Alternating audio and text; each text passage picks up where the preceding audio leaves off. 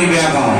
হয় ৰাইজ সৌ সিদিনা উজনি অসমৰ চিৰাপথাৰত আমাৰ এই চেনেহৰ গামোচাখনিকে কোনো অনা অসমীয়া দুষ্কৃতিকাৰীয়ে ভৰিৰে গছকি সেনেকে ফালি চিৰাচিৰ কৰিছিল আমাৰ অসমীয়া মানুহৰ বুকুত জুই জ্বলাইছে অসমৰ খিলঞ্জীয়া মানুহৰ বুকুত চিৰাপথাৰ কাণ্ডত কোনো অসমীয়াই কোনো অসমৰ খিলঞ্জীয়াই সহ্য কৰিব পৰা নাছিলে আৰু কি আমি গান গোৱা মানুহ আমিও সহ্য কৰি থাকিব পৰা নাছিলো ৰাইজ আৰু সেইকাৰণে লিখিছিলো এটি গান আৰু সেই গানটিকে মই গাব বিচাৰিছো মই জানো এই সোণালী চাপৰি বাকী মানুহ সংস্কৃতিবান মানুহ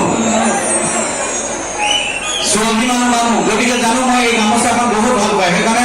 আমাক ইমান গামোচা দিছে ইয়াতে ভাল পায়নে আপোনালোকে সকলোৱে গামোচাখন গতিকে ৰাইজ আপোনালোকে দেখাই দিয়ক যে চেনেহৰ গামোচাখন আমি কিমান ভাল পাওঁ কেইবাজনো সন্মানীয় সাংবাদিক দেখিছো